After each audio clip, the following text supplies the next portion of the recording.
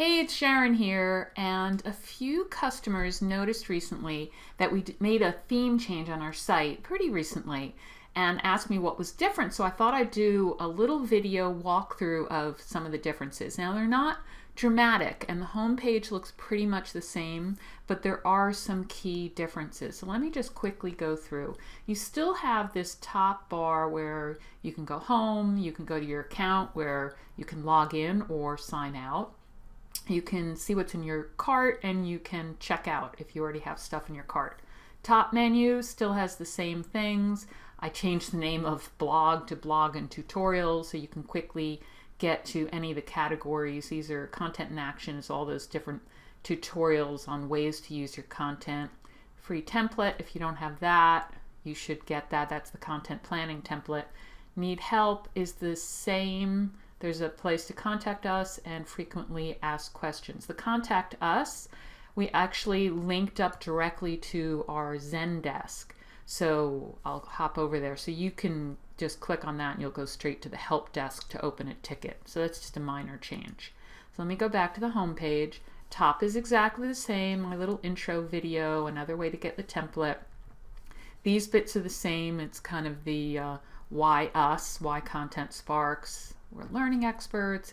Everything's flexible. Do the hottest topics. This is the same content levels. So you get your explanation of what Flash, Beacon, and Blaze are and direct links. We have latest releases. So you'll see what's the last, I guess, 4 that have come out. Best sellers. So some people have always asked me what are the top sellers. So that'll come up there. And then we added this bit, content categories, so that you can quickly jump to the different categories, and we got these little cute custom icons made. What our customers say, this is just the testimonials, only this time they actually scroll through, or you can see they actually scroll through, or you can just click next on the bottom right and it'll go to the next one. So those are some of our most recent testimonials. And then the whole bottom section is new, where we've added some highlights from our blog. So it says from our blog, and there's recent posts. You can search the blog now, which we didn't have before in our previous theme. You'll see the latest posts here, just the last few, and all the categories on the right. So this whole section is kind of like a mini blog homepage on our homepage.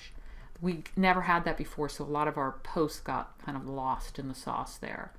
And then again, at the bottom of every page now, you can jump to your content categories and search for specific products. Before, the product search was just in the shop.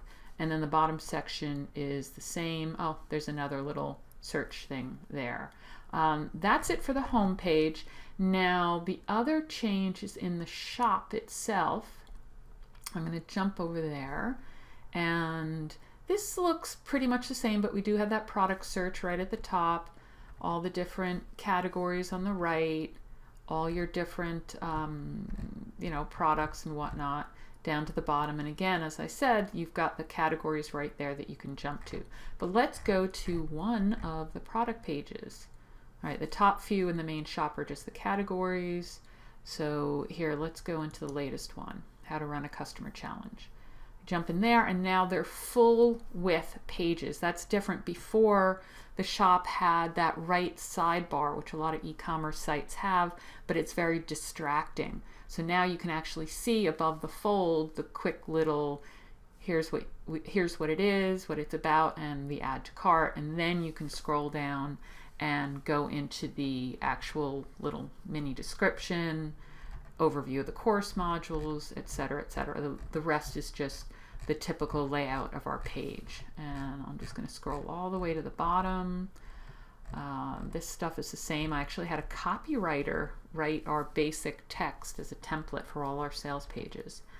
And then at the bottom, we have the same, a few FAQs. And then at the very bottom, we've got this related products section that comes up that's automatically generated by the theme, a few related products. And again, the content categories. So you will see, let's see, what else was different here?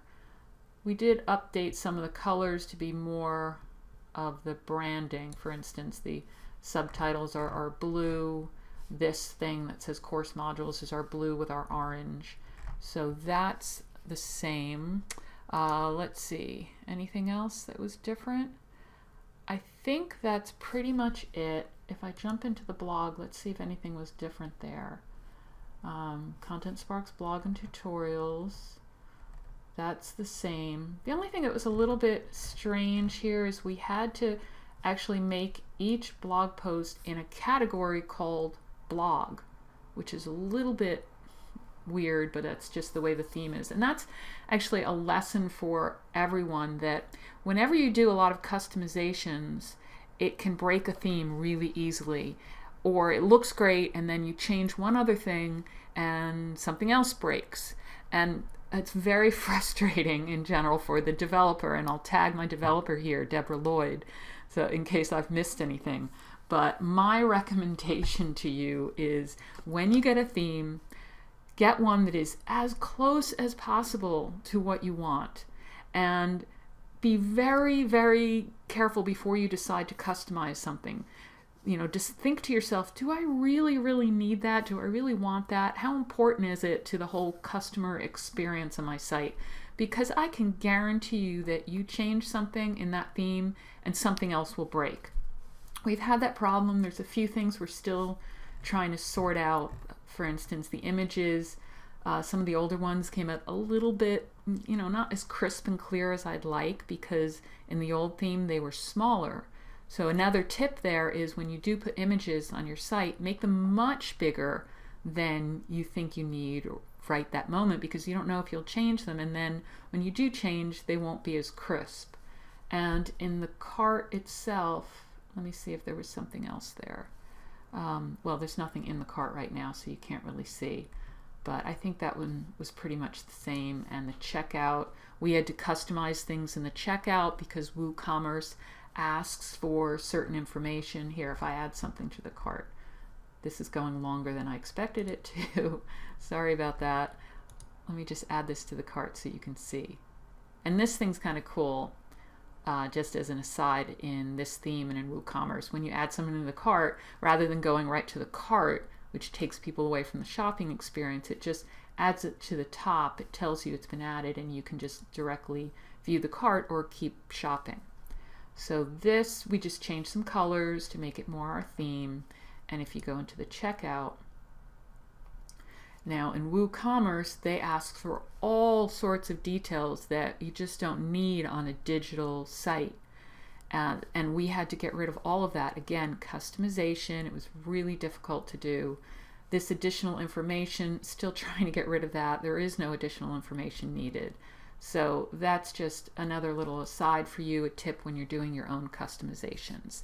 And that's all. If I missed something else, then, you know, Deborah will jump in here. If you notice anything, you know, I hope you like this new experience, but if you do notice anything or have any wishes, just let me know. Take care.